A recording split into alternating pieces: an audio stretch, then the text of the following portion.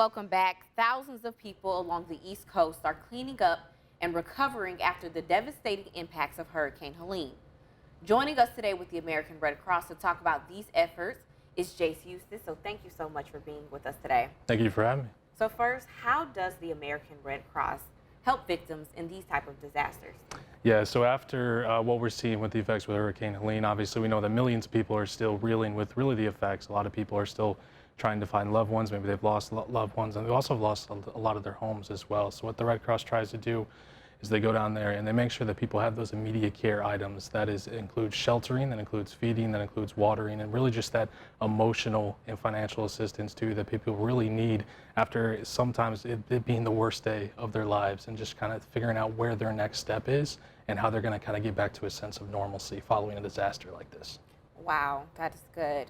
So y'all also need volunteers. So Yes. what is the impact of volunteers in these type of situations? Yeah, so the American Red Cross, we're over 90% of our workforce is volunteer-led. We are a very much volunteer-led organization. So when a disaster like this happens, we rely on our pre-trained volunteers that are normally around here responding to a lot of disasters in our area here in Central Illinois. Now they're being sent down there to assist people because they are trained, they're ready to go, and they're willing to go. So we appreciate all of our volunteers. Right now there's over 1,200 certified Red Cross volunteers that are on the ground across 10 states in the Southeast that are providing that assistance. So we have 40 that are coming from the Illinois region right now. That number continues to grow by the day, and 10 of them actually coming here from our Central Illinois chapter. That's good that there's a growing number of volunteers willing to step up to the plate. But you're also asking volunteers for here at home, so how would that work?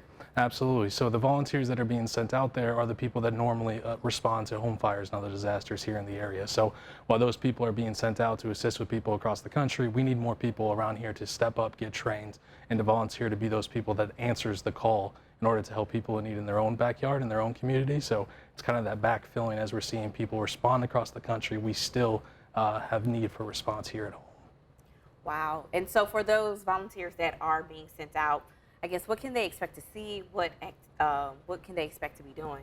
Yeah, so I actually met with two volunteers that just left Peoria just yesterday morning in one of our emergency response vehicles. They were, when they started to leave, they were heading towards Charlotte, North Carolina, but as they started to drive away, they actually got redirected to Macon, Georgia. So we could tell that things continue to change. So what they'll be doing is they'll be driving around in our emergency response vehicle. They'll be delivering food and water to people in those affected areas that they're able to get to in that vehicle. But there's a lot of people that go down there and deal with sheltering. We are at an urgent need for sheltering volunteers, anybody that's willing and able to go down there and assist. We currently have just about 70 shelters that are set up with over 2,600 people staying in them every night.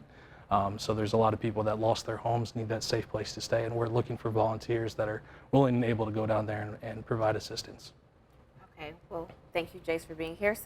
And you can be a part of the solution, joining us starting at 2 p.m. Thursday, that's tomorrow, on CIProud.com for a special live telethon in partnership with the American Red Cross. Again, Jayce, thank you so much for being here. Thank you for sharing with that much needed information.